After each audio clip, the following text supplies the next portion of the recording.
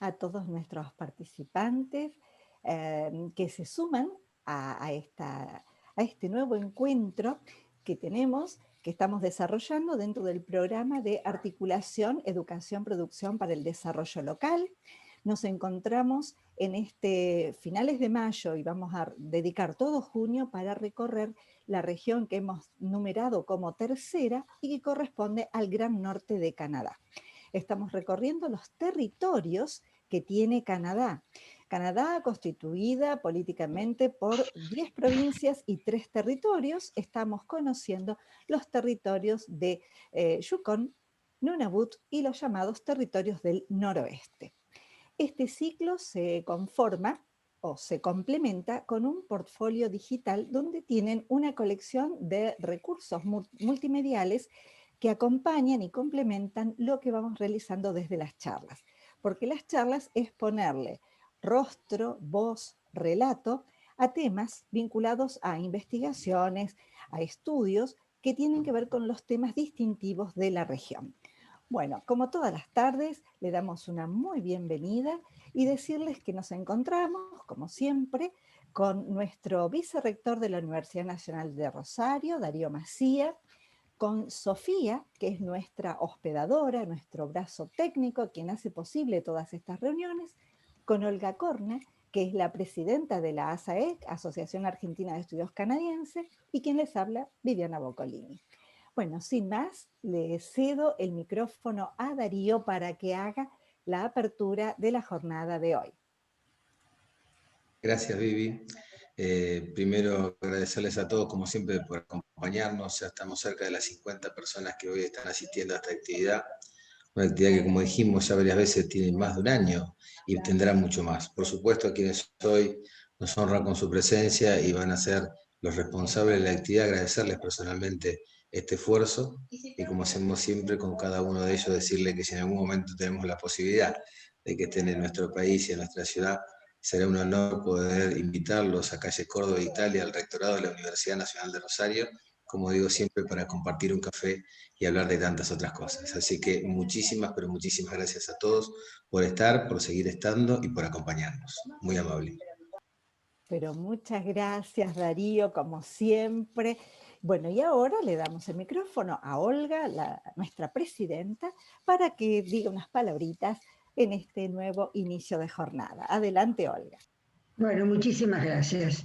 Esta cosa de nuestra presidenta suena como un tanto, ¿no? Un tanto, pero más allá de eso, gracias, es una broma, digamos, como para distender. Bueno, en este caso van a tener ustedes la oportunidad de que quienes nos acompañan, y agradecemos gentilmente esta compañía, gracias Ariel, gracias Francisco, estos expertos que van a hablar hoy de una continuidad del tema que trabajamos la semana pasada y que a veces uno no escucha demasiado, salvo en algunos momentos puntuales, han tenido la deferencia de presentarse ellos mismos.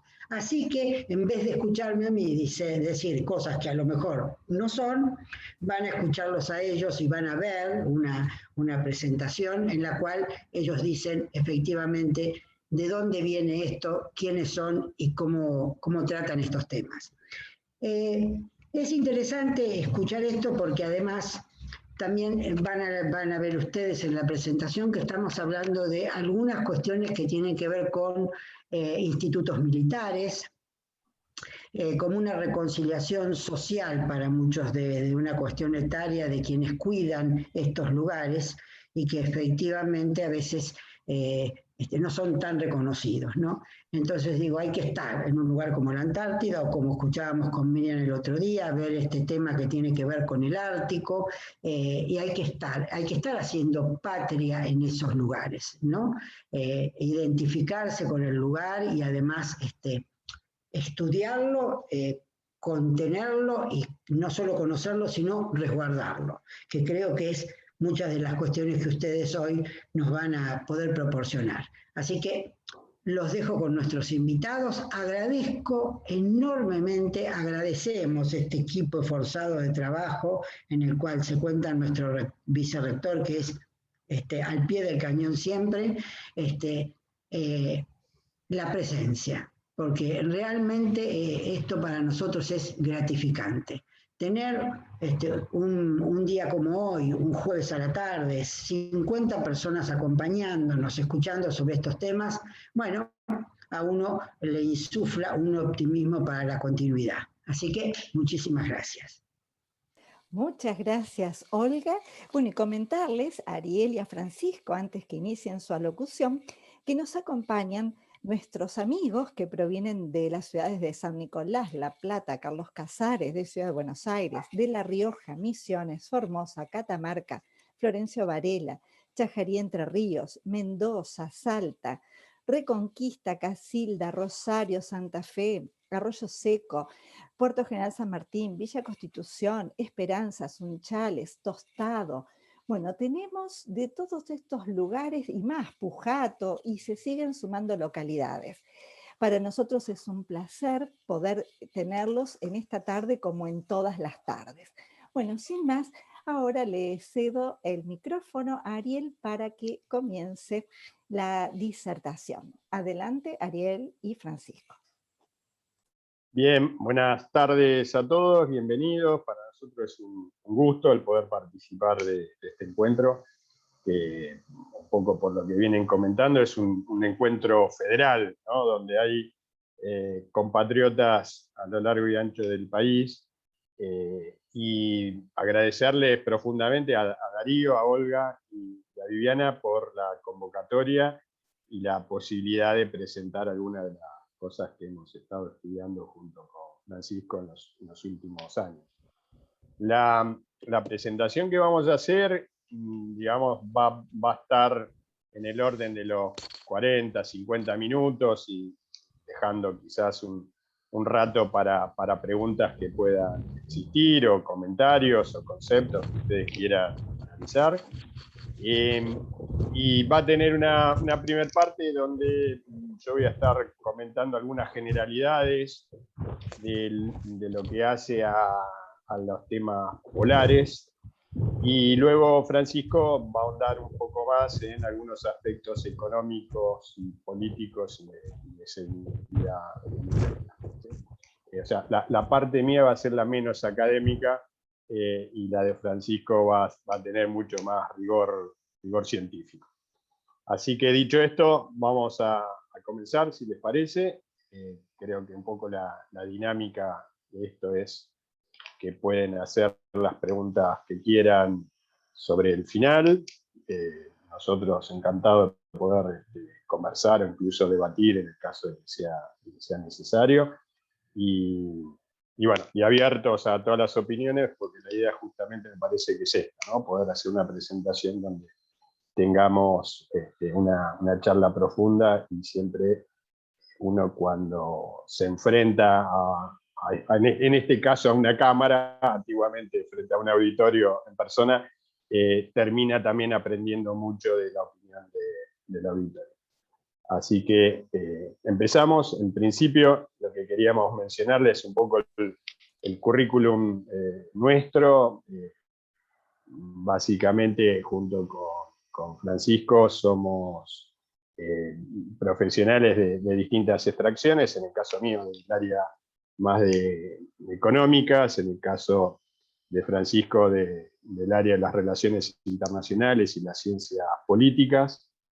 Ambos somos profesores, actuamos dentro de lo que es la Escuela Superior de Guerra Aérea, y hemos realizado una serie de investigaciones en los últimos años a las cuales nos remitimos y de las cuales hemos extraído parte de la información que traemos hoy para compartir con ustedes.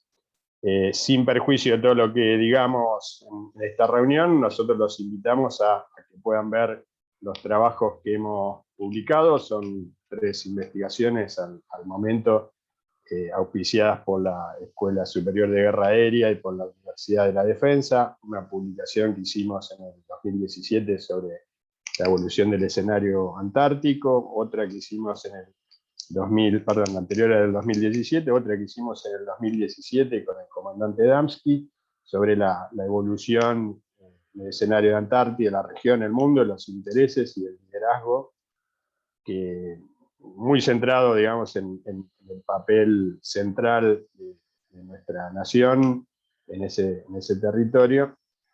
Y por último, el último, que fue una presentación que hicimos el año anterior, es sobre el tema del reposicionamiento del Estado frente a los cambios políticos, económicos y medioambientales del escenario antártico. Esto lo pueden buscar por internet y los va a derivar al repositorio de la Escuela de Guerra. En principio, tenemos una serie de objetivos para lograr, no sé si lo lograremos, pero el objetivo general es tratar de mostrar de que hay una cierta complementariedad entre el Ártico y el Antártico. ¿Sí? Estos asuntos suelen ser comunes o tienen características que, si bien son diferenciales, también generan puntos en común. Entonces la idea va a ser justamente hacer hincapié en estos aspectos, tanto los diferenciales como los comunes.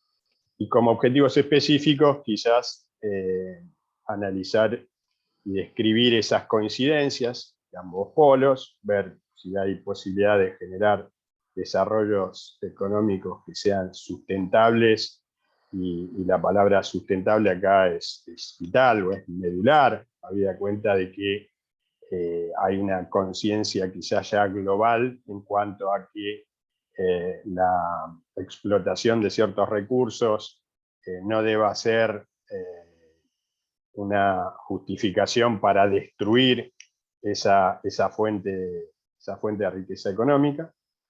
Realizar un análisis un tanto descriptivo, un enfoque, en este caso sí más riguroso, en cuanto a que el punto de vista es desde la seguridad,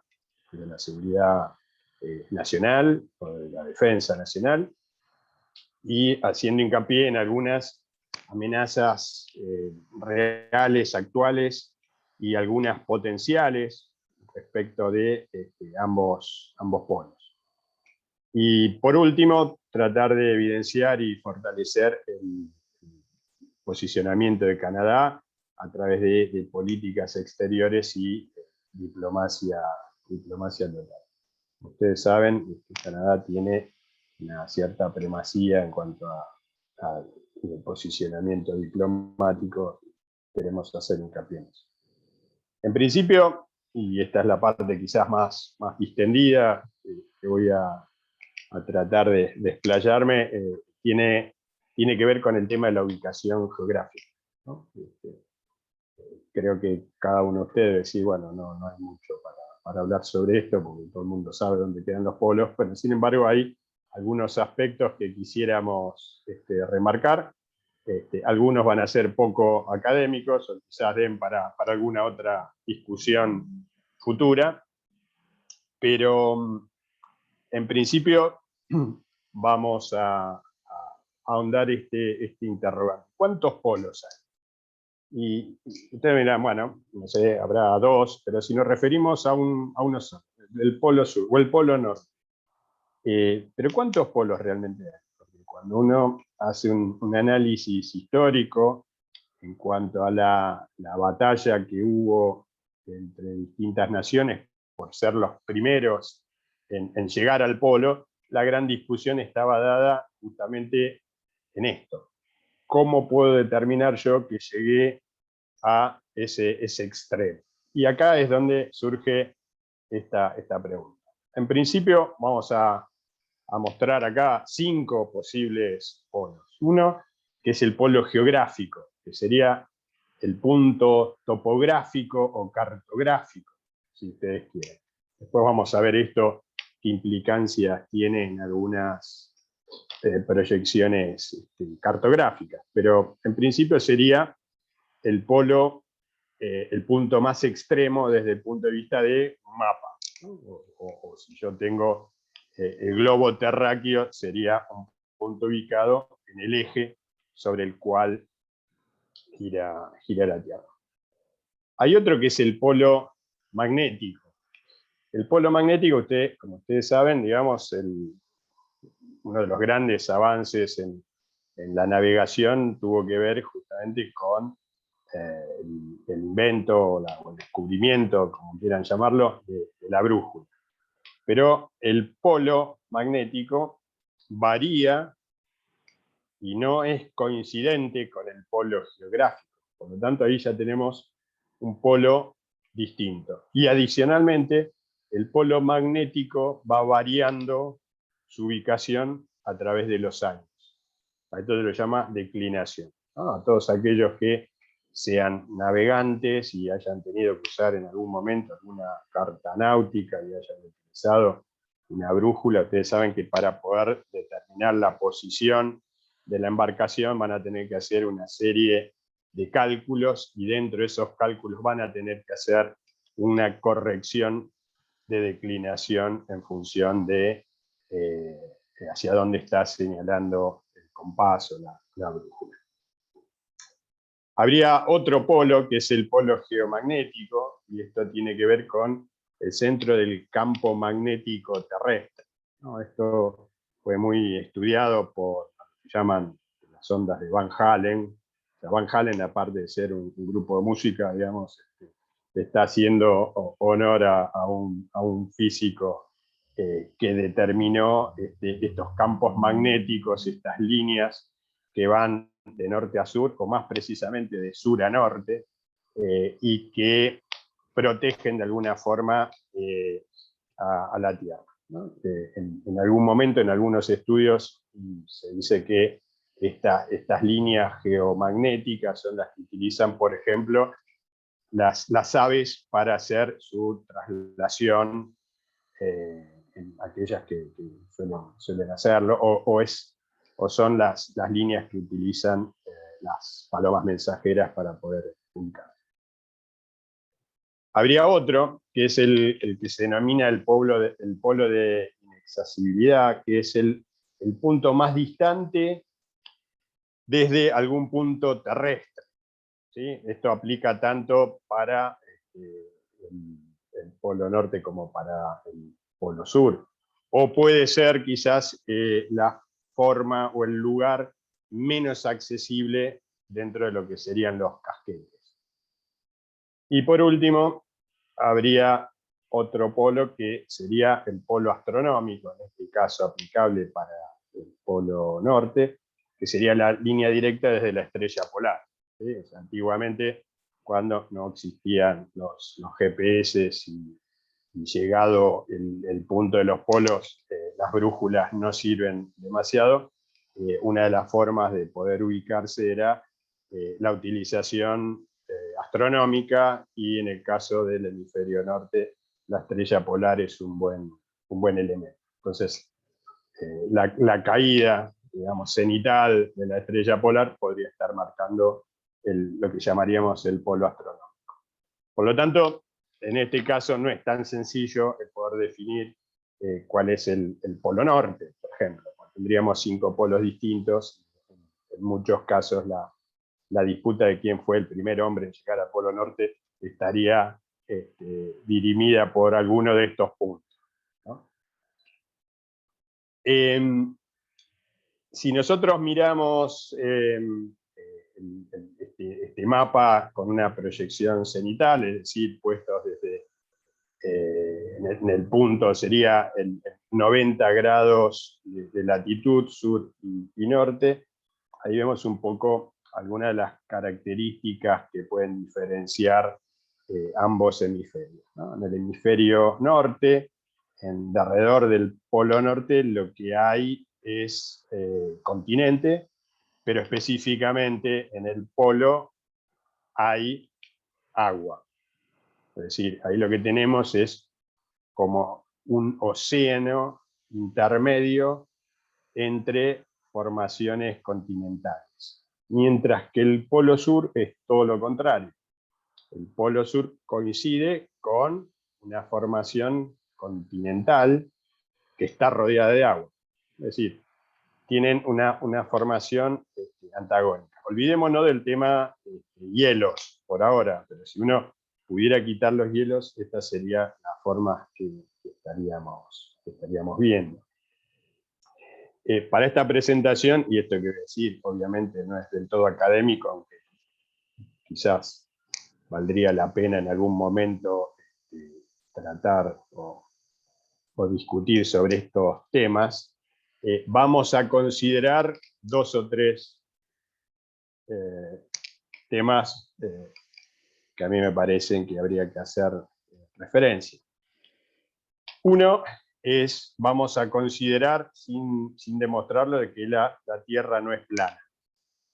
¿Sí? O sea, hay una corriente tierraplanista que discute que la Tierra sea esférica. Nosotros acá vamos a considerar que la Tierra sí es esférica, no es plana. Un segundo punto que vamos a considerar sin admitir prueba en contrario es que la Tierra no es hueca. ¿Sí? Hay una teoría sobre que la Tierra es hueca, que no tiene, y que habría una suerte de otro continente interno. Ahora, en este caso quiero hacer una mención muy especial. Digamos, esta teoría de la Tierra hueca surge de un libro de Richard Byrd, que fue uno de los exploradores, un comandante norteamericano que tuvo mucha injerencia en la exploración tanto del Polo Norte como del Polo Sur, con lo cual tiene algún punto de asidero, y él claramente dice que sí, que hay entrada a esa tierra hueca por los polos. ¿Sí? Gran discusión, podemos discutirlo, podemos debatir sobre esto, pero lo traigo a mención porque justamente uno de los exploradores de ambos polos, un comandante a cargo de la exploración en estos polos con rango militar para el gobierno de Estados Unidos, afirma esto. Y por último, queremos hacer una declaración de que Papá Noel o Santa Claus no vive en el Polo Norte. ¿Sí? Este es un punto que es importante. La cultura norteamericana dice que sí. Bueno, vamos a considerar que ninguna de estas 3 cosas, ni la Tierra es hueca, ni la Tierra es plana, y no es cierto que Santa Claus viva en el Polo Norte. Todos sabemos que vive en el Polo Sur. Dicho esto, vamos a tratar de avanzar un poco más. En esta imagen, nuevamente, mostramos el Polo Sur y el Polo Norte. Lo que vemos es que la extensión del continente antártico es mucho más relevante que la del Ártico. Vamos a ver que tiene características diferenciales en cuanto a la magnitud de la cantidad de agua que encierra cada uno de estos, y en cuanto a una serie de datos climatológicos que nos parecen que son importantes y determinan las diferencias básicas entre los dos polos.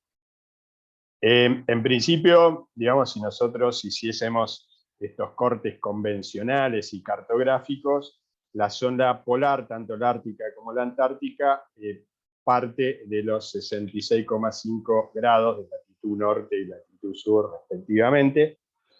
En el caso específico de los reclamos en la zona polar antártica, vamos a ver que eso se extiende no hasta los 66,5 grados, sino solamente hasta los 60, salvo, digamos, la pretensión chilena, donde el arco antártico que ellos pretenden está abierto, ¿no? O sea, no le pone el límite de los 60 grados de latitud sur, cosa que sí hacemos el resto de los países que estamos generando un reclamo de soberanía.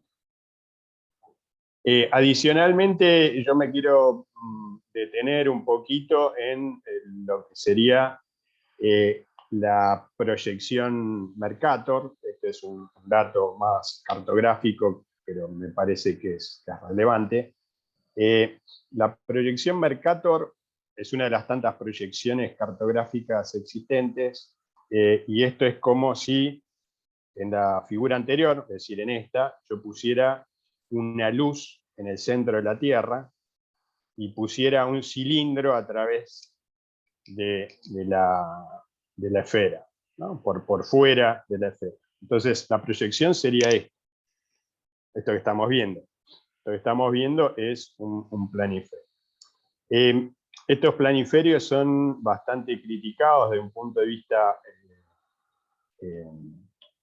geopolítico, porque muestran a los países que están más cercanos a los polos con una dimensión que no es la real. O sea, muestra los países, cuanto más cercano esté a los polos, más grande en términos longitudinales se los muestra.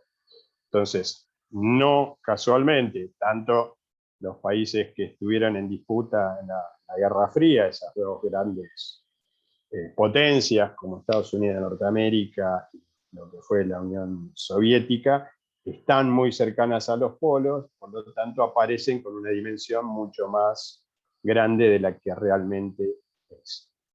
Y el otro punto es que los planiferios no muestran en toda su dimensión el continente antártico. Generalmente, esto lo pueden buscar y lo van a encontrar, hay como una segregación en mostrar la Antártida como es. En la proyección Mercator tiene un error gravísimo, que es, por ejemplo, el polo, ya sea norte o sur, lo tendría que estar representando como un segmento, como una línea, en lugar de ser un punto.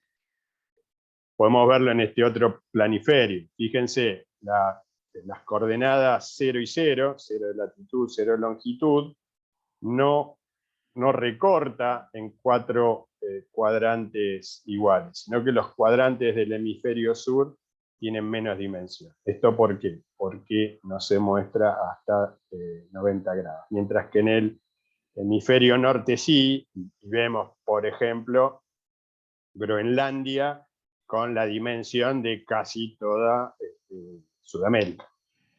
¿Sí? Aquí abajo, en este ángulo inferior derecho, estamos viendo la proyección y la equivalencia. O sea, un segmento mucho más pequeño en el ecuador es equivalente a un segmento mucho más largo a medida que me voy acercando a los polos. El polo norte lo que tiene es una fauna diferencial. O sea, ustedes van a ver el famoso oso polar que existe en el polo norte y no existe en el polo sur. Podemos ver zorros antárticos o la morsa. Y fundamentalmente, y este es un punto muy diferencial, la presencia del ser humano en el polo norte y no en el polo sur. Los esquimales, el nombre que le hemos dado en Occidente, son propios del polo norte. Por su parte, el polo sur tiene otro tipo de fauna, por ejemplo los pingüinos. Los pingüinos son propios del polo sur, no existen en el polo norte, no hay pingüinos en el polo norte.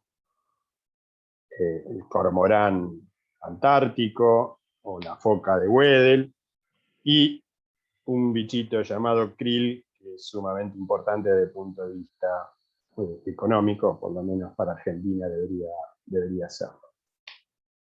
En digamos, la paradoja acá es que justamente el continente antártico, donde sí hay territorio, no hay población, o por lo menos la población que hay es una población temporal, digamos, no una población autóctona o habitantes que estén allí durante todo el tiempo como seres autóctonos.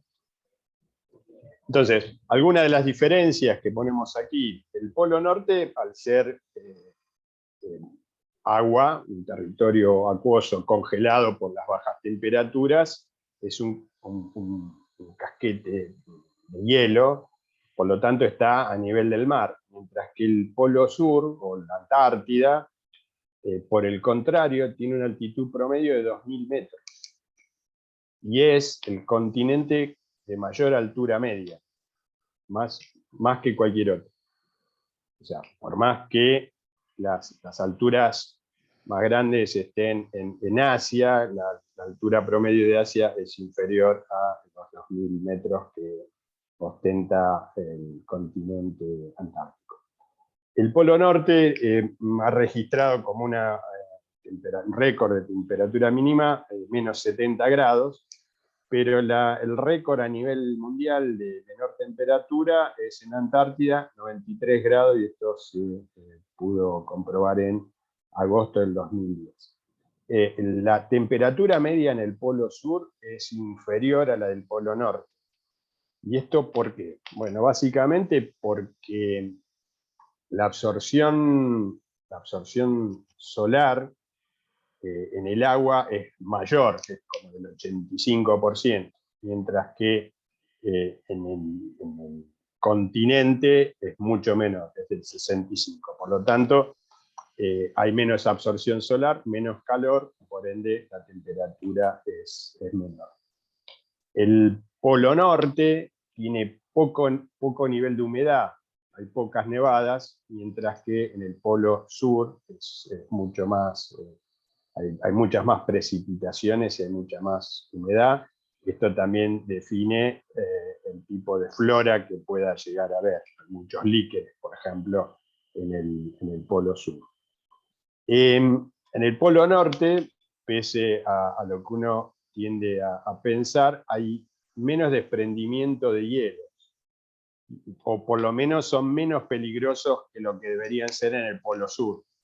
¿Esto cómo lo explicamos? Digamos, porque uno siempre tiene en mente, ¿no?, esta imagen del Titanic chocando contra el iceberg, y uno podría decir, bueno, no, los icebergs son propios del hemisferio norte. No, hay muchos más icebergs en el Polo Sur. La diferencia está, ¿y por qué? Porque, bueno, justamente el Polo Norte está como contenido por masas continentales. Pero la diferencia es que el tráfico comercial es mucho más grande, es más frecuente en el Polo Norte, entonces esto sí genera complicaciones para la navegación. O sea, el hemisferio sur es un hemisferio de mar, ¿sí?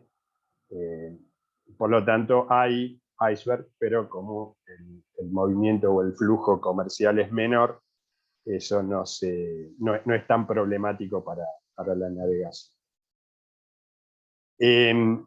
Bueno, el Polo Norte está habitado, actualmente hay aproximadamente unos 400.000 habitantes, mientras que el Polo Sur está deshabitado, hay más o menos 1.000 efectivos que son temporales en las distintas bases de tránsito. El Polo Norte tiene mucha más flora y fauna, el Polo Sur tiene poca flora y una fauna distinta. La cantidad de hielo flotando en el Polo Norte es más o menos de 3 metros, más o menos, y el hielo sobre la roca que hay en el Polo Sur en capas promedio son de 1 kilómetro, casi 2 kilómetros. ¿Sí? O sea que hay mucha más agua concentrada en forma de hielo en el Polo Sur que en el Polo Norte. Otra de las cosas que son importantes es que los temas ambientales que afectaron a la capa de ozono no afectó al Polo Norte y sí afectó al Polo Sur. En el Polo Norte lo que tenemos son 7 países contiguos, dentro de los cuales hay 5 por lo menos que están haciendo algunos reclamos de soberanía, mientras que en el Polo Sur hay áreas reclamadas y algunas áreas superpuestas, y hay algunas áreas sin reclamo. En el caso del Polo Norte también hay un área sin reclamo. El Polo Norte no tendría una soberanía actualmente, son considerados aguas internacionales, mientras que en el tema del Polo Sur rige el Tratado Antártico, consta de unos 14 millones de kilómetros cuadrados, tiene el 80% de agua dulce del mundo, tiene el récord de viento más intenso con 327 kilómetros por hora. Esto, en algunas entrevistas que hemos tenido con gente que ha vivido en el Polo Sur, dice que es más problemático el viento que el frío. Y solo quiero mostrarles muy rápidamente las diferencias que hay en cuanto a los reclamos. El único sector, en el caso de la Antártida, que está superpuesto es justamente el sector chileno con el argentino y la pretensión de Gran Bretaña con Argentina. Luego hay un sector de reclamo hecho por Noruega, otro por Australia, hay uno por Francia y hay un sector reclamado por Nueva Zelanda y hay un sector sin reclamo.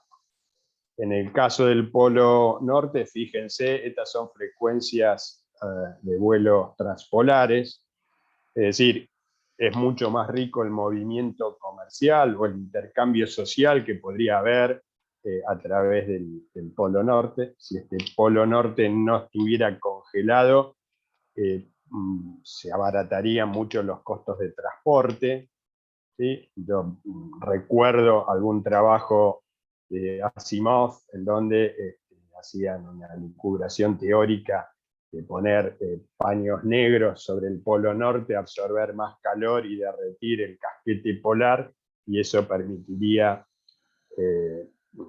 que el polo norte sea navegable.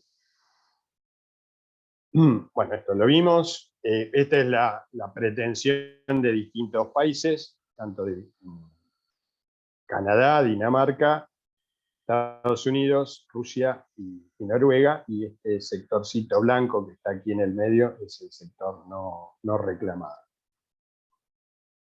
Estos son los países linderos, y como ven hay mucha actividad, o mucha más actividad en el Polo Norte que en el Polo Sur. Bien, ahora le paso la palabra a Francisco, que va a hablar un poco sobre las implicancias políticas y de seguridad de los dos. Gracias, Ariel. Buenas tardes a todos. En primer lugar, quiero una vez más, en sintonía con lo que mencionó Ariel previamente, darle las gracias a las autoridades de ASAEC, al igual que de la Universidad Nacional de Rosario, y por supuesto al todo público que asiste el día de hoy. En razón de lo que mencionaba Ariel hace instantes, los próximos minutos vamos a realizar un análisis relativo a la política exterior, a la seguridad, a las amenazas que se encuentran presentes en ambos polos, tanto en la actualidad como en el futuro, y que no dejan de ser un área y un sector gravitante, por lo que señalaba antes Ariel, en cuanto a la riqueza, en cuanto a la extensión y en razón de las características específicas de la naturaleza, del clima y de los recursos que allí se depositan. En razón de esto, pasemos por favor a la siguiente diapositiva. Vamos a ordenarnos del siguiente modo. Este trabajo, como señalaba Ariel, intenta mostrar la perfecta complementariedad en razón de los dos polos, a pesar de la distancia, que es aproximadamente de 20.000 kilómetros entre un polo y el otro. Realmente existe una cercanía que, más allá de la distancia geográfica en sí misma, que es de por sí grande, conectan íntimamente a un polo y a otro. Yo decía, el análisis que uno puede realizar siempre tiene que ser holístico, integral, multidimensional, es decir, que no tiene que ser un análisis reducido, pero en razón de los tiempos y sobre todo de poder tener características y profundizar algunos aspectos, con Ariel hemos decidido circunscribir el estudio en base a tres cuestiones esenciales. La primera de ellas vinculada a las riquezas, o lo que nosotros denominamos desarrollo económico sostenible. En segundo término, a lo que respecta con la política de seguridad y de defensa en ambos extremos del globo. Y finalmente, las características de la política exterior de Canadá, tanto en el hemisferio norte y más precisamente en el polo norte, como asimismo en el hemisferio sur y en el polo sur de forma correspondiente. Bueno, por supuesto, en virtud de estas tres ideas que circunscriben el estudio, hay que hacer mención de algo que es central y que es determinante de aquí en más en las distintas diapositivas que ustedes van a observar. Sobre un polo y sobre el otro, y sobre las áreas circundantes, siempre se forjan intereses de carácter nacional, que se denominan en términos de la política internacional intereses nacionales. Estos intereses nacionales muchas veces se ven superpuestos. Ariel mencionaba que en la Antártida existen reclamos o reclamaciones, como se denominan más precisamente territoriales, en donde se superponen reclamos de distintos países sobre una misma extensión territorial. Existen órdenes distintos, órdenes jurídicos, es decir, un orden internacional que regula las actividades en un extremo del globo y en el otro. Ahora bien, si bien este orden está delineado, marcado, existen, tanto en la actualidad como muy probablemente observemos con mayor abundancia en el futuro, posibilidades de quiebres de ese orden. Y algunas señales ya son plenamente visibles. Pasemos por favor a la siguiente diapositiva.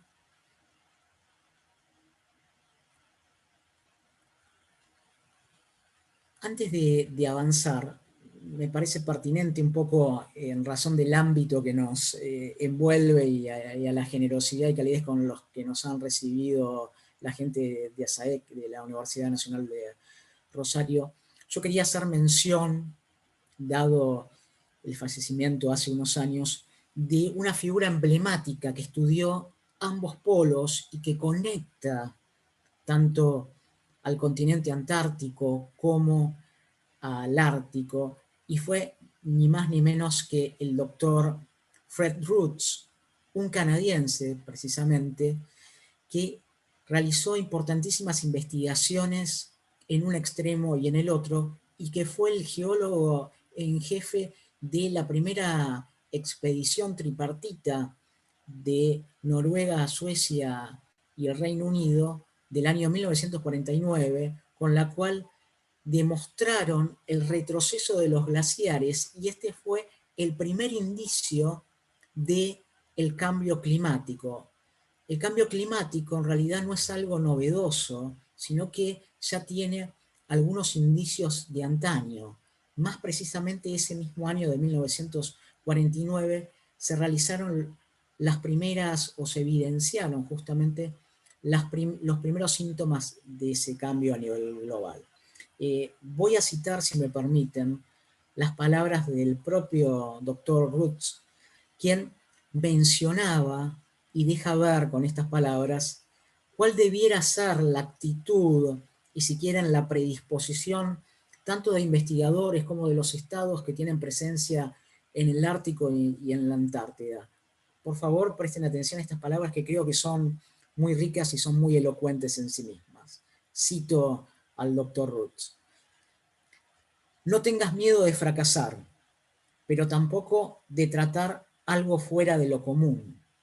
No tengas miedo de arriesgarte, porque a veces tu valentía y tus nervios deben servir allí donde te arriesgas.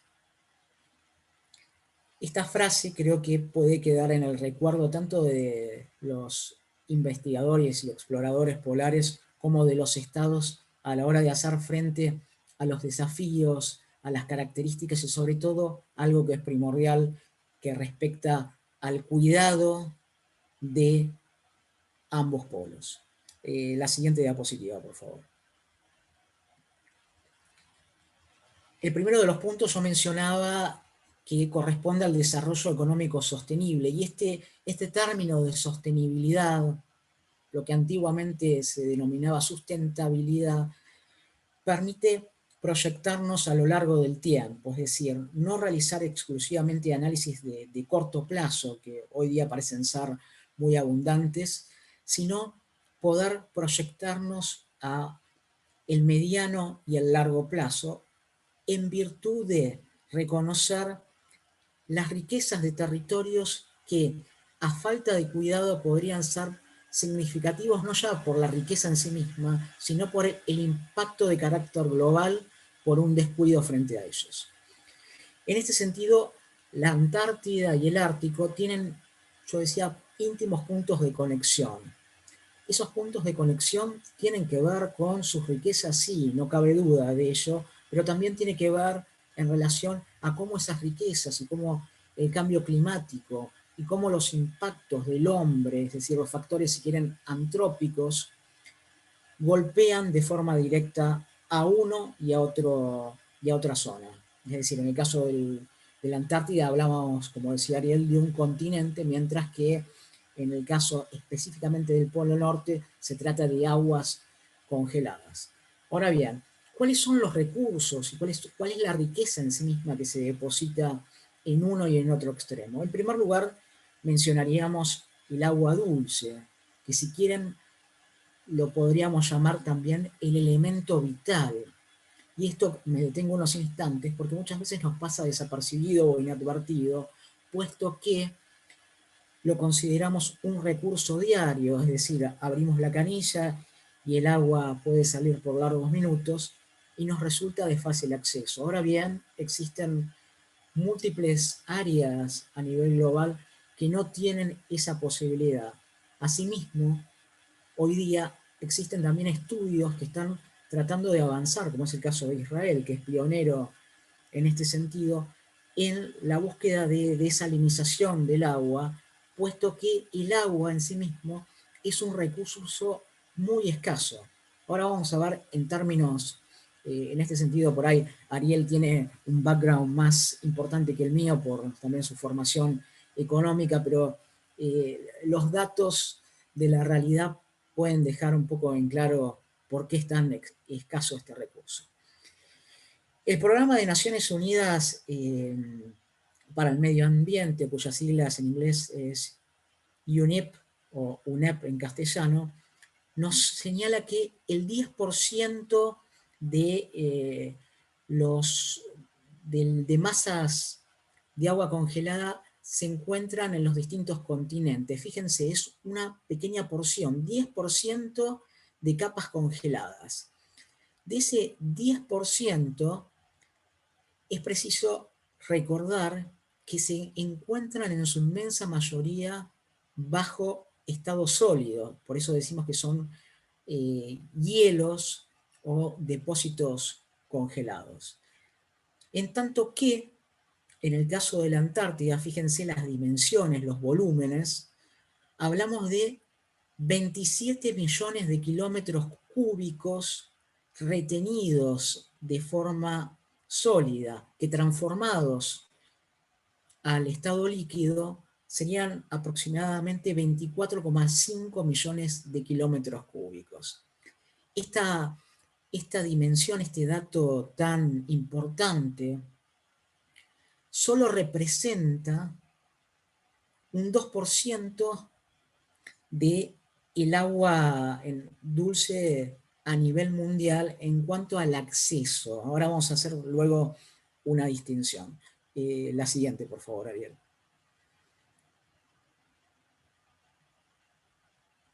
Acá en el gráfico ustedes lo van a ver plenamente representado.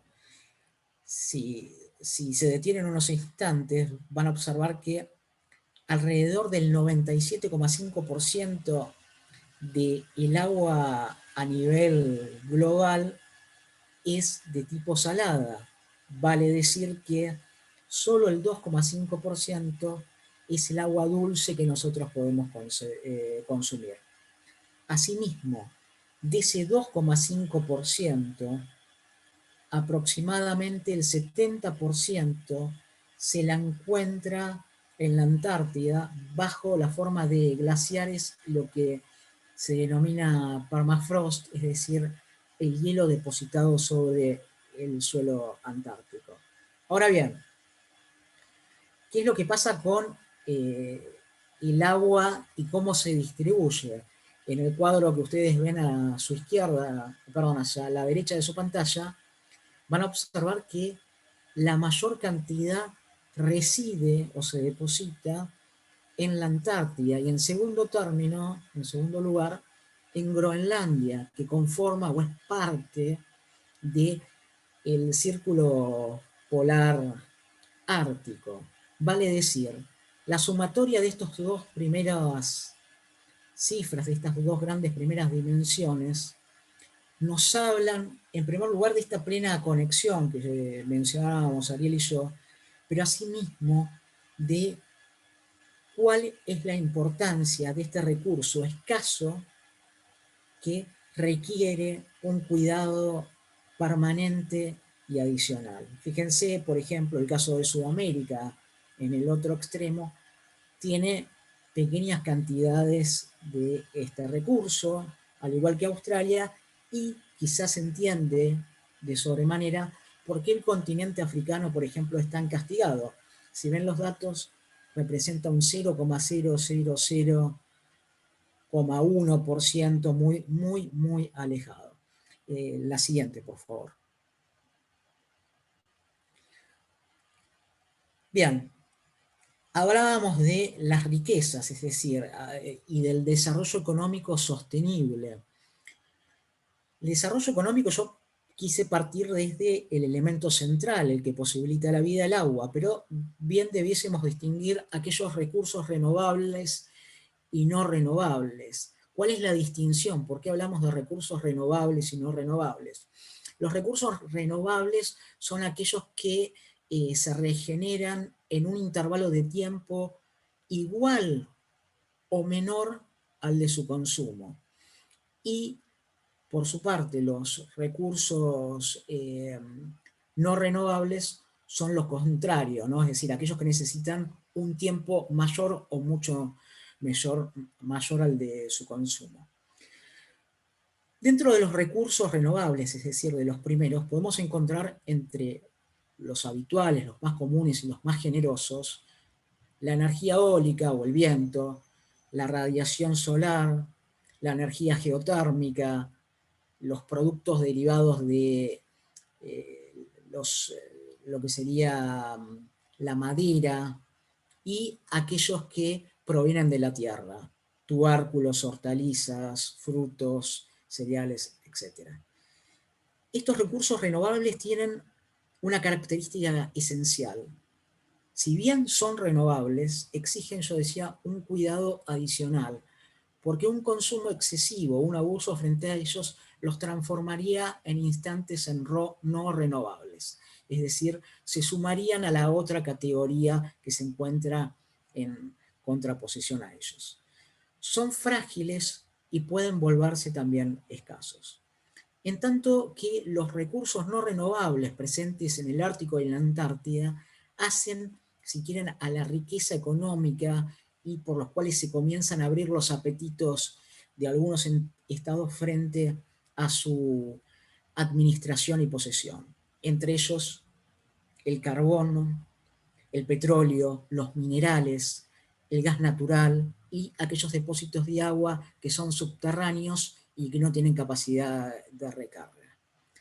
Los recursos minerales metálicos, algunos son inestimables por sus capacidades y por la conexión íntima que tienen también con la tecnología moderna y lo que nosotros denominamos tecnología de punta o alta tecnología, entre ellos el cobre, el platino, el hierro. Esto lo pueden ver incluso con los que se denominan minerales no metálicos, por ejemplo, algunos fosfatos o piedras calizas, pero particularmente el uranio.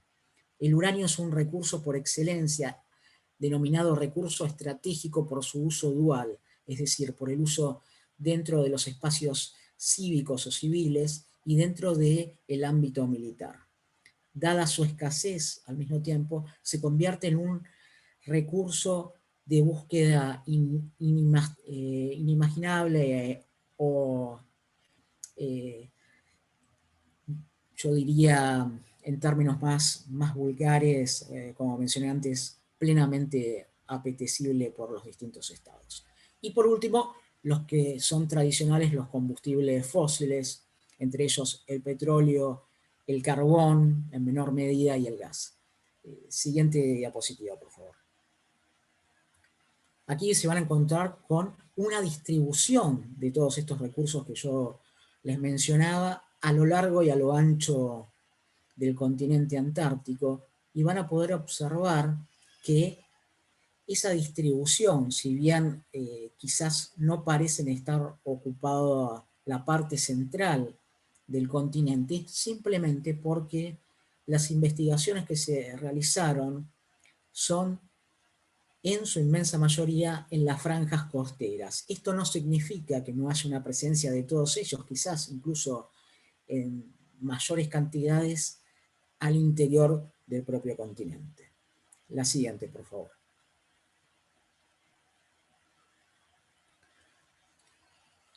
Ahora, yo hablaba de los cuidados medioambientales, del resguardo de las transformaciones aceleradas en el clima que comúnmente denominamos cambio climático, más allá de posiciones en contrario con esta idea o posiciones a favor de la misma. Debemos ver que en ambos polos, en el año 1983, hubo un primer intento de negociación para establecer un control de la minería antártica, que asimismo intentó reproducirse en el Polo Norte sin éxito. Esta negociación fracasó y 6 años y medio, o 6 años en realidad más tarde, entre el año 88 y 89, se creó lo que se denomina la regulación de actividades de los recursos mineros antárticos. Esa regulación, si bien llegó a un acuerdo, no fue un acuerdo total, en virtud que algunos estados la rechazaron, pero lo que rechazaron fue ni más ni menos que la ratificación. Esto significa, realizaron un rechazo una vez que se llevó adelante la negociación y una vez que debía ratificarse en el espacio parlamentario, en el espacio de los congresos. El caso específico y puntual más renombrado o más trascendente fue el de Francia y el de Australia. Finalmente, esto desembocó años más tarde, 3 años más tarde, que en el año 1991 se firmara y se acordara el comúnmente conocido como Protocolo de Madrid o Protocolo Anexo sobre Medio Ambiente al Tratado Antártico. Esta es la figura más emblemática del orden internacional en materia de medio ambiente, puesto que este Protocolo de Madrid no permitió las actividades hasta el día de hoy mineras o de extracción en el continente antártico. Ahora bien, junto con esa riqueza y este cuidado que se consuma a través del Protocolo de Madrid del año 91, existen otro tipo de riquezas que se encuentran en el mar, que constituye la riqueza ictícola y que posibilita la pesca. Esta pesca que es emblemática y es muy especial porque deja ver una pesca que en muchos casos es controlada, pero también la pesca ilegal de distintos países. Quizás los más emblemáticos, o el más emblemático, es el de los países del sudeste asiático, particularmente de China, y años atrás el de Japón, si bien no es el caso actual.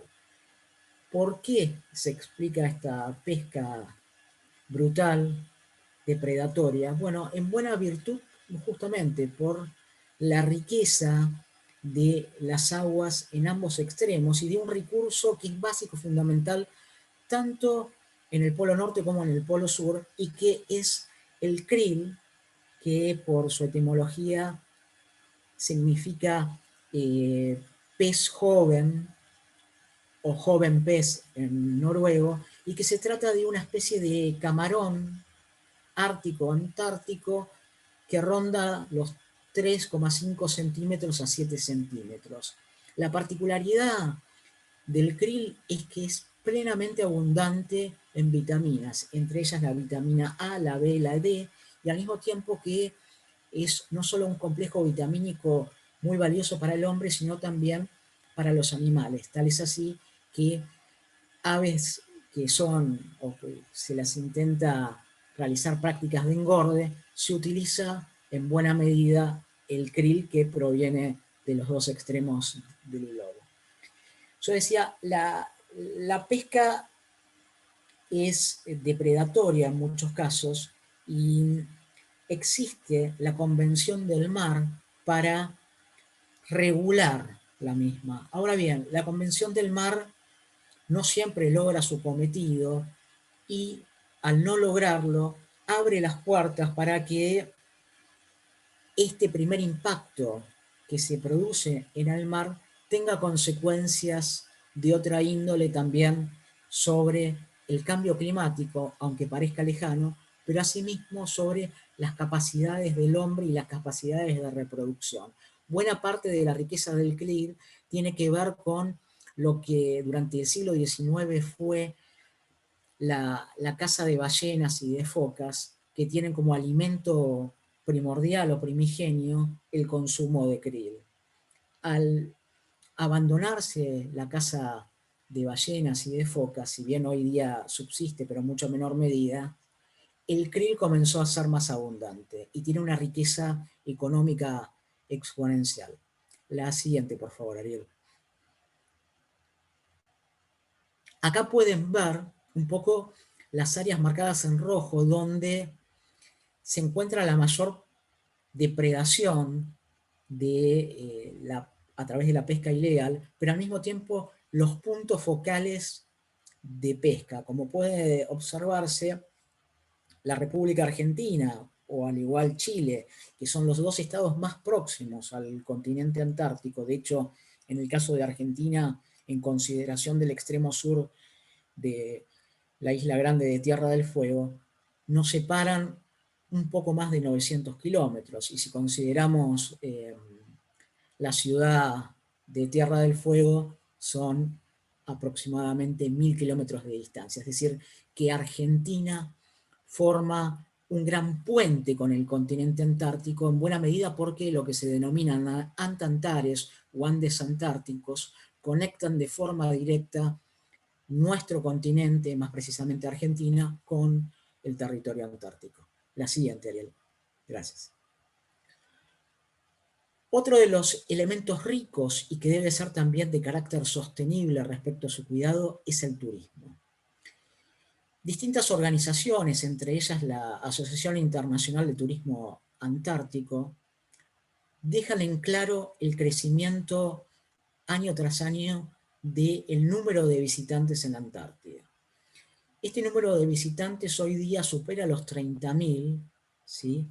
Y algunos hablan de 50.000 personas que visitan la Antártida. Por supuesto, esto tiene un impacto brutal, más que nada por, más allá de cuidados posibles que pueda haber en la llegada de estos turistas, por algo que es básico. Cada uno de los traslados que se realizan, antiguamente existían conexiones aéreas, existen de hecho algunas que la realiza Air New Zealand, pero antiguamente cuando volaba Qantas hasta un accidente aéreo que hubo, había derrames de combustible, al igual que ocurre con las embarcaciones que navegan las aguas antárticas. Pero junto con esto, alguna falta de cuidado de esos turistas. Ahora bien, estos turistas muestran, yo decía, un interés especial por la Antártida. Muchos desconocen las riquezas naturales del medio ambiente y la importancia climática. Pero más allá de eso, ese volumen tan elevado permite observar, en primer lugar, algo que nos resulta esencial y cotidiano. Somos 7.000 millones de habitantes dentro de la Tierra. El continente antártico se encuentra deshabitado. De producirse el derretimiento total de las capas de hielo, ese continente virgen podría ser perfectamente ocupado. Vale decir, el crecimiento de la población rápidamente ocuparía áreas vacías, y al ocupar áreas vacías también encontramos otros factores de poder vinculado al poder militar, vinculado también a una política exterior que intente asirse o aferrarse a la riqueza de los recursos, pero asimismo factores geopolíticos o geoestratégicos que parecían haberse quedado ocultos o dormidos durante el siglo XIX, pero que comienzan a reaparecer. En este cuadro, en este gráfico, van a encontrarse la procedencia de estos turistas. En primer lugar, de Estados Unidos y en menor medida de Australia, China, Reino Unido, Alemania y de otros estados. La siguiente, por favor. Vamos quizás al punto más álgido. ¿Cuáles son las amenazas actuales y potenciales? La primera de ellas tiene que ver con la amenaza climático y medioambiental. Hablábamos de un cambio en la naturaleza, un cambio que tiene que ver con el clima, y que pese a esos 20.000 o 18.500 kilómetros de separación entre el Polo Norte y el Polo Sur, tiene una conexión natural en virtud que, como señala una estudiosa de la Universidad McGill, de ascendencia latina, Natalia Gómez, fíjense, voy a leer lo que menciona esta investigadora. Dice, las capas de hielo pueden influirse entre sí a grandes distancias debido al agua, perdón, se me corta por la imagen que tengo al costado, a ver si puedo subir, debido a que el agua fluye entre ellas. Si hay aumento del nivel del mar, la pérdida de hielo en el océano se acelera y el hielo se retira y viceversa. Vale decir, el ascenso producto del deshielo en un polo o en el otro va a impactar de forma directa con lo que ocurra en el otro extremo. Si hay un derretimiento masivo del polo norte, eso va a invadir y va a transformar el escenario natural del polo sur. Esta es una importancia que, más allá de la distancia geográfica, es connatural a uno y otro. Ahora bien, junto con la transformación en el clima y del medio ambiente, porque están conectadas una y otra, hay cambios en la transformación que se relacionan con la política exterior y con la defensa. Bueno, en primer lugar, yo decía la riqueza del continente antártico y la riqueza del Ártico. Ya que mencioné antes la Antártida, voy a nombrar ahora el Ártico. En el Ártico, según estudios de distintas universidades e institutos, se depositan cerca del 30% de las reservas de gas y petróleo a nivel mundial. Junto con ellas nos encontramos con depósitos importantísimos de platino, de diamantes, más allá de la riqueza pesquera que también comentábamos. Vale decir, este escenario de la búsqueda de riquezas naturales no desaparece y se vuelve un incentivo en la medida que el cambio climático avanza y que el deshielo se produce. O bien, no solo el deshielo, sino el aumento del nivel de las aguas por un cambio en la temperatura media del agua. La siguiente, por favor.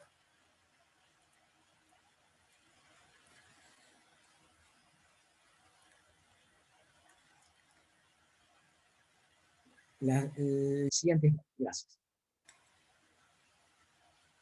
¿Cómo es o cómo existe una posibilidad de atenuar este impacto?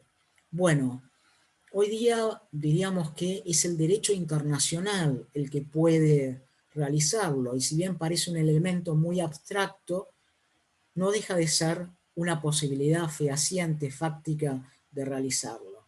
La realidad va a demostrar que tiene una trascendencia menor, pero mal o bien, este ordenamiento jurídico internacional permitió desde el año 1959 hasta la actualidad que ese continente prístino, salvaje y cuasi virgen o casi virgen, como es la Antártida, se mantenga. Si ustedes se fijan en el cuadro, nos vamos a encontrar con que el Ártico tiene un orden que se concentra o se centra en dos organizaciones elementales. La primera de ellas, el Convenio sobre los Derechos del Mar, y la segunda, lo que es el Consejo Ártico. Fíjense los integrantes del Consejo Ártico. ¿Quiénes están? Canadá, Noruega, Dinamarca, Islandia, Estados Unidos, Suecia y Finlandia. Dijimos que son 8 los participantes o los que tienen proyección directa sobre el Ártico. Sin embargo, aquí falta uno, y es Rusia. Vamos a ver qué es lo que ocurre con Rusia. Mientras que en la Antártida tenemos el Tratado Antártico que se firmó en el año 1959 y que entró en vigencia 2 años más tarde, en el 61, que se compone de 54 partes, de las cuales 29 tienen voz y voto, es decir, son partes consultivas, y las restantes 25 constituyen partes no consultivas, es decir, tienen voz pero no voto. Asimismo, se encuentran protocolos o tratados anexos que lo constituyen. La Convención sobre la Conservación de Focas del año 1972, la Convención sobre Recursos Marinos, el Protocolo de Madrid sobre Medio Ambiente, y se añaden lo que son los foros de consulta o denominados foros de consulta antártico, más la participación de los organismos internacionales dedicados a la investigación, el SCAR o Scientific Committee of Antarctic Research, es decir, el Comité Científico de Asuntos Antárticos, más los estados que tienen programas antárticos que se nuclean y cooperan de forma activa permanente. La siguiente, por favor, Ariel. ¿Cuáles son las amenazas que, más allá del orden ártico y del orden antártico, se instalan, que son actuales y que pueden crecer de forma exponencial a futuro? Vamos a ir, si quieren, en un orden de menor a mayor por el grado de impacto que pueden tener, pero unos y otros van de la mano y logran impactar de forma plena. Por eso yo decía que es necesario un análisis integral, holístico, que nos permita no dejar de lado unos elementos, sino simplemente verlos como partes integrantes del todo. En primer término, el mayor número de actores a nivel internacional. Yo decía el Consejo, acá hay un error, el Consejo Ártico son 7 miembros, queda de lado Rusia, pero son 8 los que tienen proyección sobre el Ártico. Mientras que la Antártida, si tenemos en cuenta lo que ocurría 40 o 50 años atrás, había un número muy reducido que hoy día se transforma en 65 bases, algunas de carácter permanente y otras no, proveniente de 30 estados. El segundo elemento amenazante, la población creciente. Crece el número de nacimientos, crece la población a nivel mundial, superando los 7.000 millones, y fíjense lo que ocurre, son 4 millones que están en el Ártico, esto por supuesto tomamos la masa continental ártica, de los cuales muchos de ellos corresponden a lo que los canadienses denominan primeras naciones, o lo que los latinoamericanos llamamos pueblos originarios, y en el caso del continente antártico hay una oscilación de entre 10.000 personas a 1.000 personas. Esto depende de las temperaturas, si nos encontramos durante la etapa estival o la etapa invernal. Es oscilante. En tercer punto, el aumento de la masa de turistas en uno y otro lado. Fíjense este dato que es revelador. Solo en Groenlandia tenemos un movimiento aproximado, que suele ser mayor, de 100.000 cruceros que transitan anualmente. Calculen el impacto el impacto medioambiental que eso tiene. Y en el caso de la Antártida, durante la década del 80, había una población de unos cientos de personas, mientras que, de visitantes, mientras que hoy día ya superan los 50.000 ampliamente. El cuarto punto lo nombramos el medioambiental, el cambio climático, el calentamiento de las aguas, y el aumento de la temperatura del medio ambiente. Lo mismo ocurre en un polo y en el otro. La siguiente, por favor. El quinto, si tengamos presente el orden que yo decía, ¿no? Del orden de importancia, los menor impacto y mayor impacto. El control de los recursos naturales. Esto exige la responsabilidad y el pleno concepto de sostenibilidad de los estados. Ahora bien, la idea de sostenibilidad no siempre es mancomunada y algunos estados van o salen por la tangente y no tienen esta responsabilidad. Por supuesto que esto no ocurre en el caso de Canadá, que es muy responsable y acá lo ha demostrado con 3 elementos que son vitales y esenciales. Las políticas públicas, sean políticas árticas o antárticas, la actividad diaria, cotidiana en los 2 extremos del polo, y asimismo lo que hace a el desarrollo económico estrictamente sostenible o responsable. En este sentido, por la riqueza de los recursos, tanto el vital como es el agua, como de los recursos energéticos, los recursos minerales y los recursos provenientes del mar y de las aguas, la riqueza en sí misma de los 2 polos es superlativa. Vamos a la sexta amenaza, el valor geopolítico, el valor económico y el científico militar. Aquí me detengo unos instantes porque quizás sea atractivo por lo que ocurre con los distintos estados. En el caso del Ártico, hay un punto que es vital y que tenemos que tener presente, que el derretimiento de las capas de hielo han abierto nuevos canales para el tráfico y para la presencia de embarcaciones. Ese tráfico nos habla de nuevas rutas marítimas que acelerarían los tiempos de interconexión entre un extremo y el otro.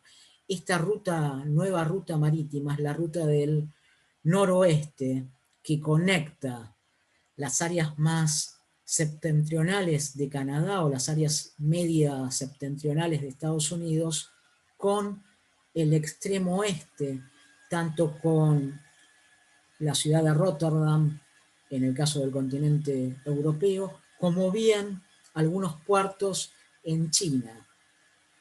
Si nosotros tenemos presente que esa ruta comercial no existiese hoy día, que es una realidad, el tráfico a través del agua debiese hacerse únicamente por el canal de Panamá o bien por el canal de Suez, retardando los tiempos, agregando costos económicos de fletes y de transporte, más los gastos que corresponden al combustible, que es enorme y que a veces son costos más altos a nivel mundial, y al mismo tiempo la posibilidad de que nuevas embarcaciones y nuevos medios puedan realizar este tipo de trayectos en, yo no les diría la mitad de los tiempos, pero cercanas a ellos. Es decir, lo que se gana en términos estrictamente económicos vale para muchos estados el estar invirtiendo en las zonas árticas y en virtud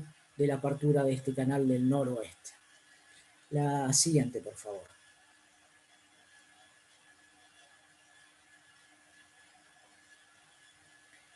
Yo mencionaba que hay 2 actores que son fundamentales, que son China y Rusia, ambos con intereses en los 2 polos, lo que se denomina 2 polos, una política exterior en común, o lo que yo denominé de esta manera, puesto que el interés es estrictamente polar y no hace una distinción más allá de las características específicas de un polo y del otro, respecto a lo que la política exterior tanto de China como de Rusia debe ser en relación a la conquista. Entiéndase bien, la conquista me refiero al tener un dominio más allá del territorial que tenga que ver con la plena posibilidad de administración de los recursos que están presentes en uno y el otro lado. En ese sentido, si ustedes ven el gráfico, fíjense, yo puse de forma antagónica a Rusia y China. En el caso de Rusia, en el Ártico, hay datos que son reveladores. Existieron 3 estudios que realizó China en el año 2001, donde exigía y pretendía casi la totalidad, o por lo menos la mitad, de el océano Ártico como una posesión de carácter personal o estatal. Más luego, en el año 2007, tras esto ser denegado por distintos investigadores, China realizó una expedición al Polo Norte con la cual consideró, perdón, Rusia, con la cual consideró que podía las apetencias ser reveladas y ser expuestas con recursos y con un mapa cartográfico, una cartografía que fuera de inmenso aporte para Naciones Unidas, con la que se demostraría la conexión geográfica a través también de cordones cordilleranos que conectan Rusia con el Ártico. En una de las imágenes que pasó Ariel había uno de los cordones que muestra esa conexión. Ahora bien, a partir del año 2015, Rusia comenzó con una política activa, mucho más agresiva, haciendo una presentación en Naciones Unidas, en la Convemar, haciendo este reclamo totalmente efectivo. Esto no prosperó aún, pero dejó un precedente a nivel jurídico. Esto mismo ocurrió al tratar y al lograr la expansión de su plataforma continental en el extremo sur. En el caso de China, con la Antártida, yo decía, China tiene la política de una política exterior para ambos polos, que se reflejan datos también reveladores. Fíjense, por ejemplo, China amplió, al igual que lo hizo Rusia, la cantidad de buques polares. Entre ellos, Rusia está utilizando buques polares potenciados por energía nuclear, al igual que lo comienza a hacer China hoy día. Pero de igual forma, China trabaja con estados con plena presencia en la Antártida desde el siglo XIX y comienzos del siglo XX, como son Argentina y Chile. Ambos estados reclaman soberanía sobre el territorio. China intenta una conexión más cercana, más íntima con estos dos estados, al igual que lo hace con Brasil.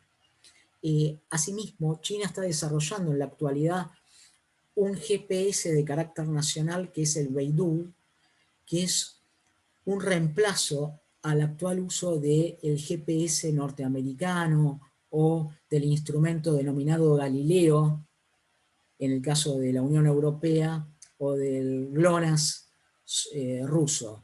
Esto le permitiría total autonomía al mismo tiempo que desarrollar su polo tecnológico en la nueva base, la quinta, con la cual iguala la competencia vis a vis que mantiene con Estados Unidos en relación al número de bases permanentes en la Antártida. La siguiente, por favor.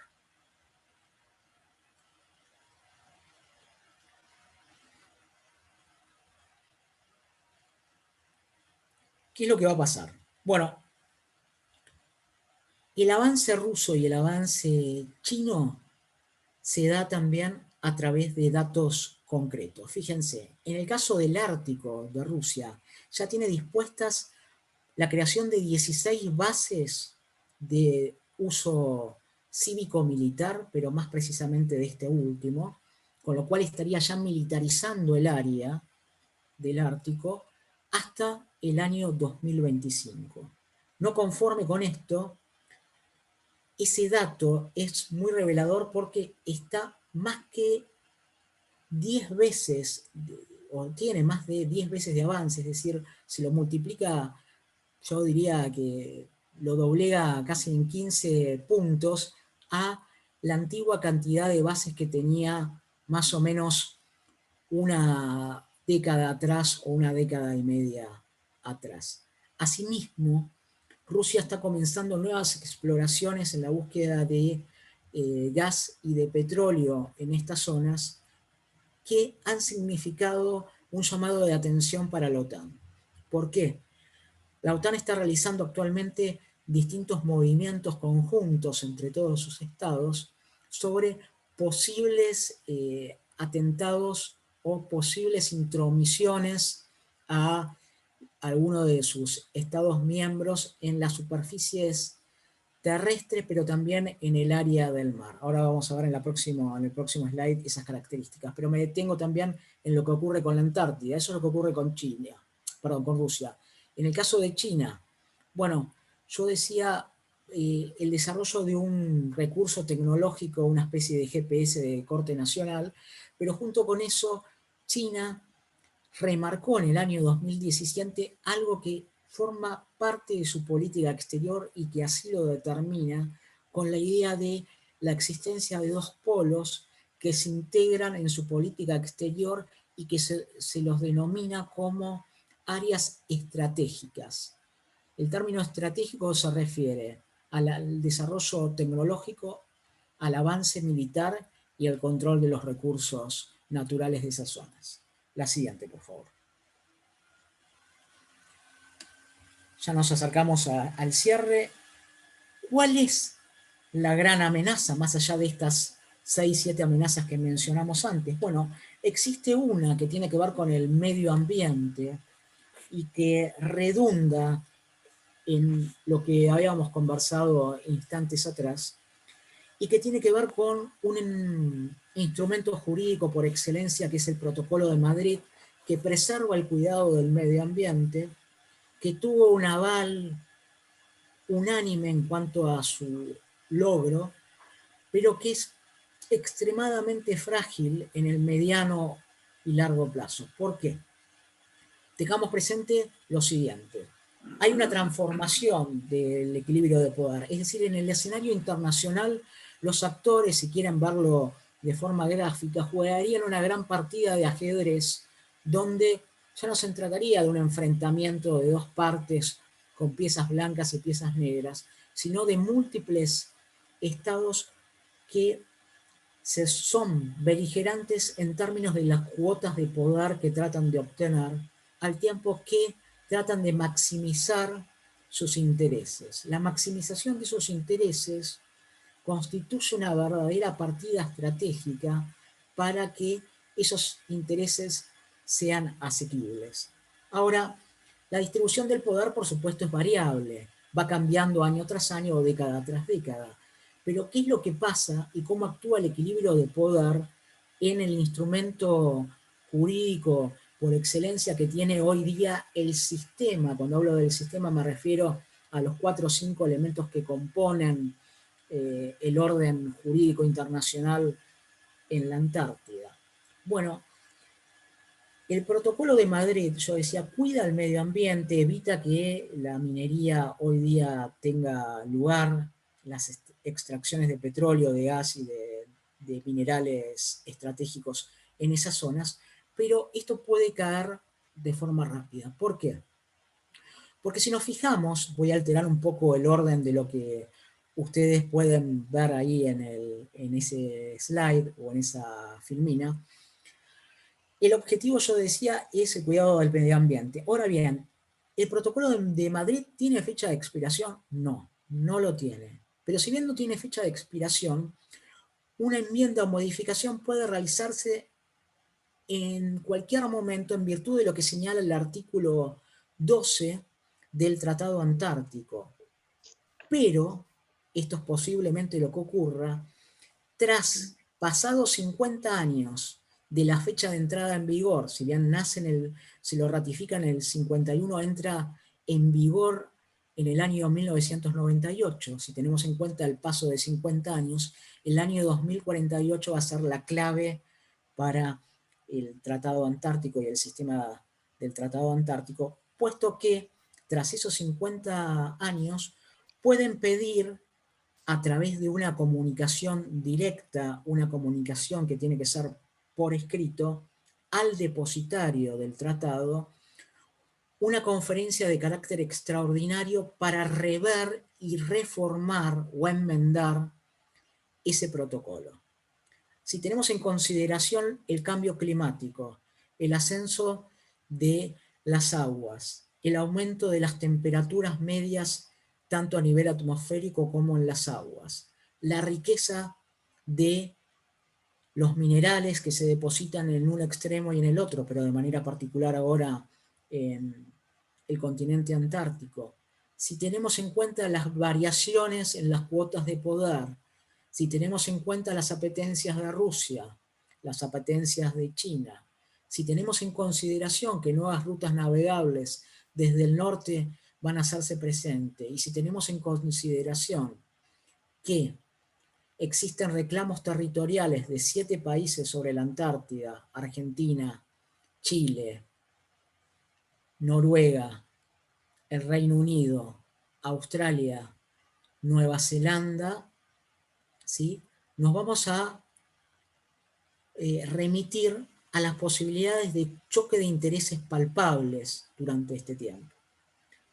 Entonces, pasados esos 50 años, ¿qué puede ocurrir? Esto que yo decía, se solicita una conferencia de carácter extraordinario para modificar el Tratado Antártico, y en caso de no prosperar, que requiere una mayoría especial, lo que puede ocurrir es que un Estado salga del protocolo de Madrid y esto genera una especie de efecto dominó, por lo cual, tras la salida del protocolo de Madrid, pueda también salirse del Tratado Antártico y de todo el sistema del Tratado Antártico.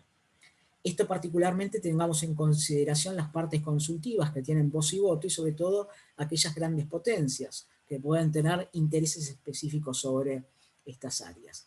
De ocurrir esto, se produciría el desmoronamiento del sistema del Tratado Antártico y de ese orden antártico que ha convertido una zona de paz y de estabilidad sobre el sexto continente. Entonces, el siguiente slide, por favor. ¿Por qué es importante el rol de Canadá? Y acá me detengo, y con esto ya cerramos, es la última de las diapositivas.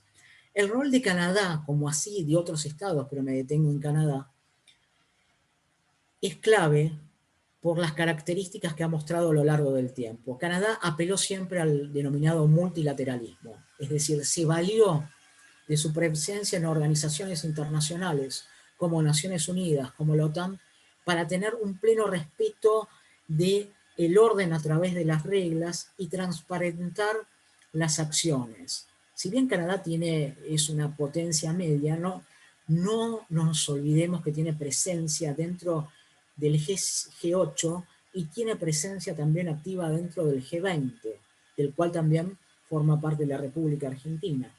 Pero asimismo, Canadá ha llevado adelante una política exterior que ha sido perseverante y consecuente a lo largo del tiempo con el principio rector de la paz, con el multilateralismo para frenar también buena parte de las apetencias de las grandes potencias, y al mismo tiempo se ha nutrido también de la cooperación internacional como un elemento rector de su política exterior. A esto yo añadiría a título personal que Canadá puede desarrollar una política a través de su política exterior, que es la exteriorización de los intereses nacionales hacia puertas afuera, de lo que yo denominé una diplomacia total. ¿Qué significa una diplomacia total?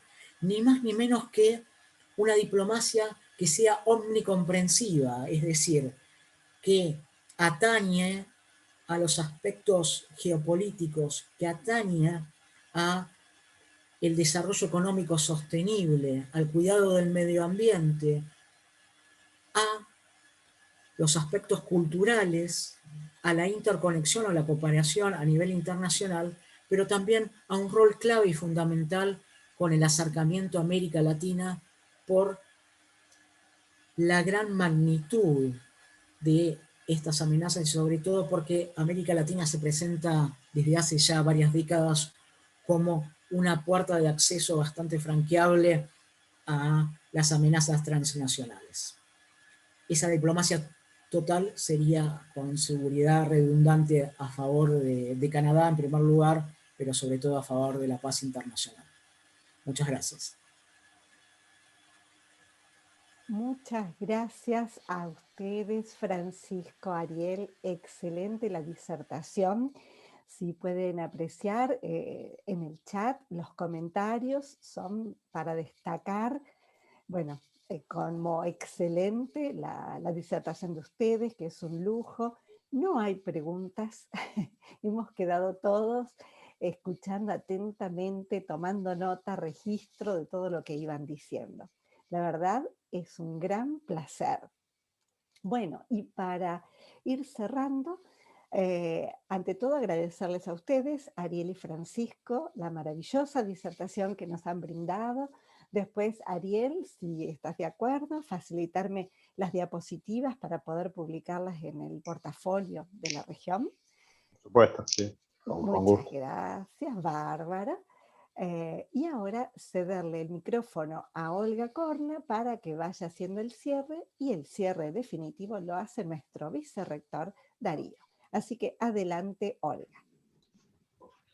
Bueno, primero muchísimas gracias porque realmente la incorporación de Francisco ha colocado una temática realmente desde el punto de vista de Canadá funcionando en estas cuestiones muy interesante. Los dos han sido realmente clarísimos. Esta exposición realmente es un lujo para todo el mundo, por lo que se encuentra y se comenta en el chat. Hay algunas cosas que son realmente a futuro, digamos, para tener en cuenta y sobre todo para saber quiénes somos y cómo jugamos como países para sostener y para cuidar esto, ¿no? Cuando uno escucha unas menciones como China y recuerda la ruta de la seda, siempre es una charla que tenemos con Viviana, cuando yo le digo la paciencia oriental tiene que ver con estas cosas. Aparecen en el momento en que menos uno los espera, pero ahí están, porque están latentes siempre en la historia de la humanidad.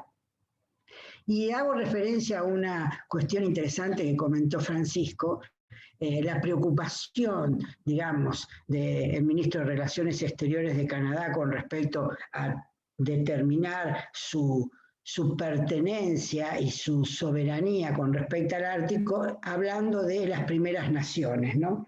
Este es un tema que nosotros trabajamos bastante en los grupos que nos acompañan, y si nos ponemos a pensar que aún en el 98, no estoy hablando de 1888 o 98, sino 1998, los pueblos originarios, las primeras naciones, seguían teniendo una serie enorme de problemas con respecto a los gobiernos federales. Bueno, la impronta del Nunavut y de toda esta zona que estamos trabajando ahora lo marca, ¿no es cierto? Así que, primero, agradecerles, comentarles que estos señores, estos profesionales, estos profesores, vienen desde los lugares donde esto se trabaja desde una mirada absolutamente, en todo caso, geomática a futuro.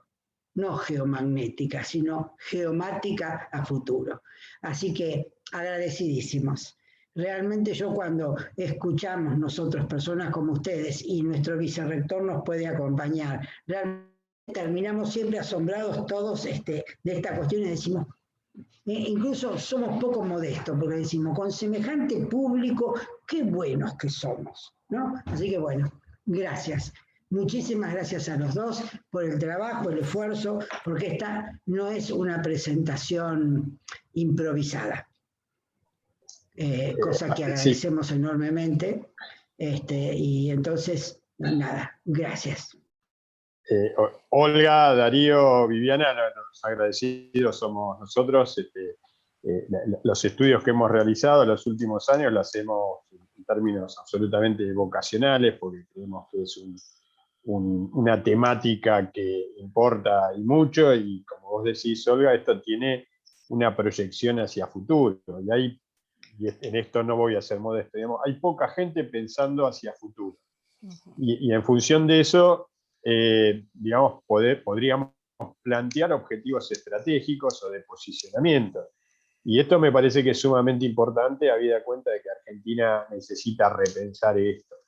En algún momento de la historia, grandes prohombres argentinos han pensado que la Antártida era un lugar para ser explotado y para ser protegido desde una visión nacional, y son los que han sentado ciertos precedentes, un montón de precedentes para nuestro país. Yo creo que eso hay que reforzarlo en este momento histórico, que si uno busca cuál es el mejor momento histórico para generar objetivos estratégicos, sin duda es hoy, siempre va a ser hoy.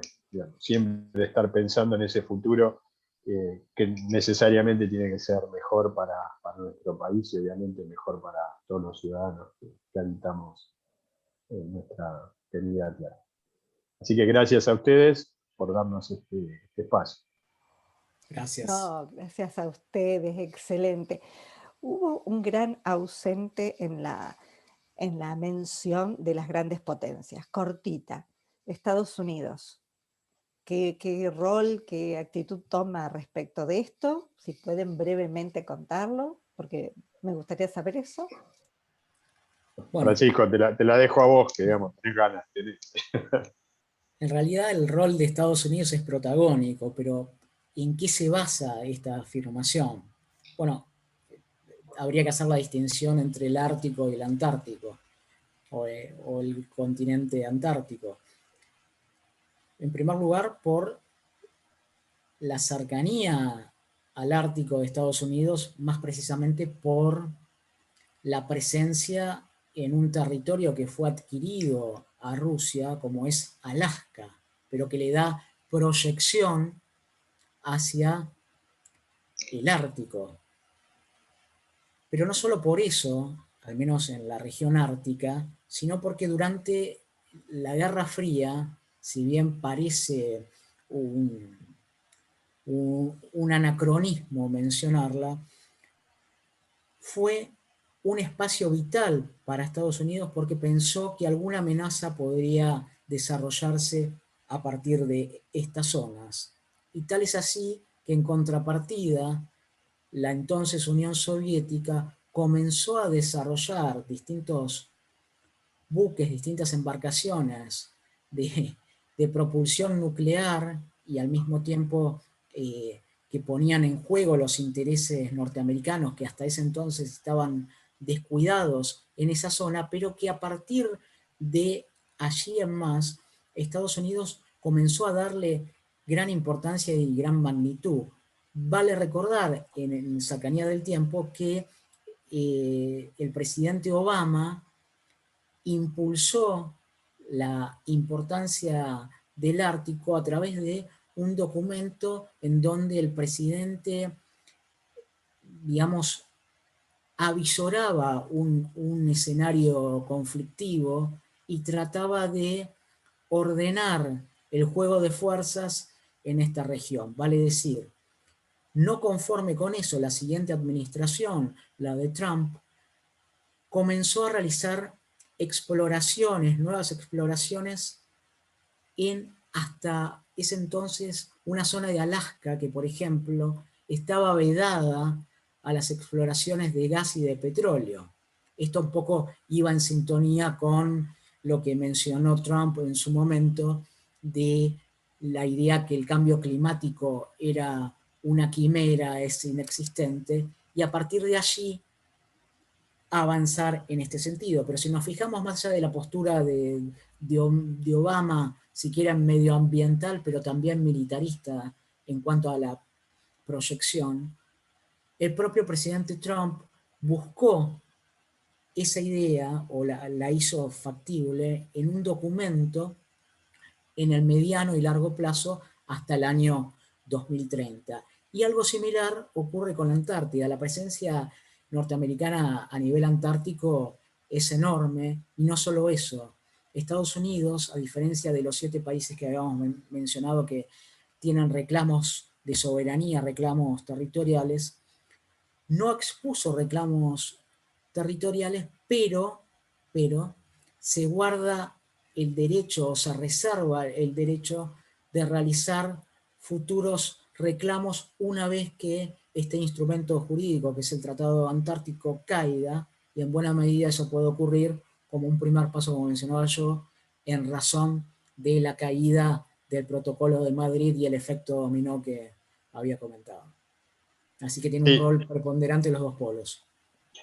Solo una mención, digamos, Estados Unidos obviamente es el principal jugador, digamos, a nivel mundial. Hay un trabajo que hicimos junto con Francisco del Instituto de Asuntos Estratégicos de España, donde justamente hacemos una suerte de prospección de qué pasa el día después de la caída del Tratado Antártico, que es algo, digamos, la pregunta que vos hacés, Viviana, es bastante reiterada, digamos, ¿qué pasa con Estados Unidos? ¿Por qué no está reclamando un sector en el sector antártico? Pero bueno, tiene esta posibilidad. El día después de que caiga el Tratado Antártico, todo puede suceder. Y quiero hacer solamente una pequeña mención, ¿no? De nuevo, cómo nos engaña el planiferio, ¿no? Si uno mira el planiferio, uno dice Estados Unidos está muy lejos de Rusia. Y la verdad es que Estados Unidos es casi vecino de Rusia, porque cruzando el estrecho de Bering estamos en Rusia. Eso por un lado.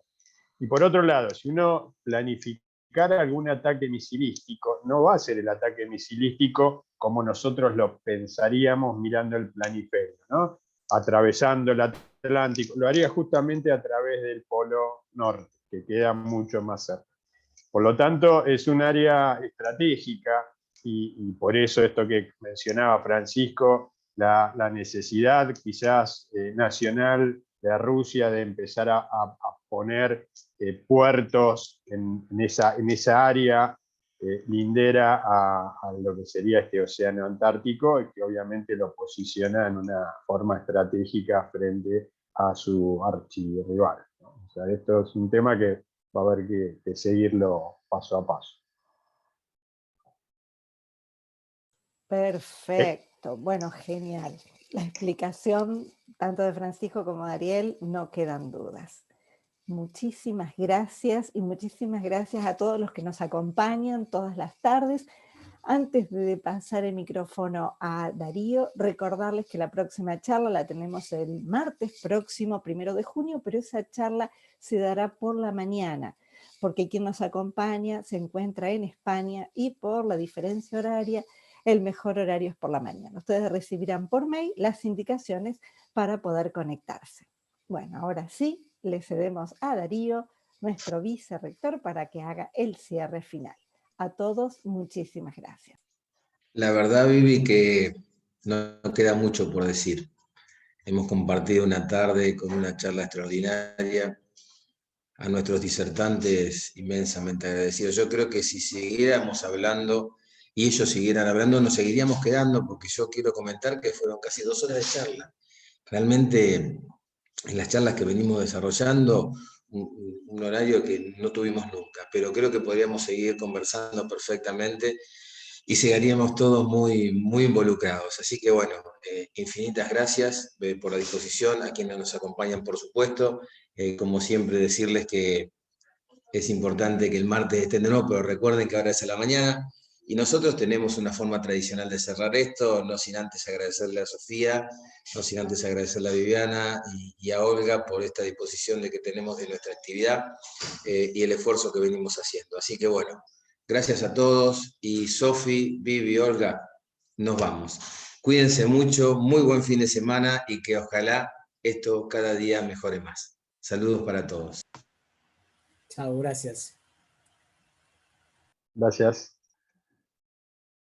A ustedes. Chau, chau, chau. Muchas gracias. Felicitaciones, gracias, felicitaciones y gracias. Muy bien. Gracias, un lujo.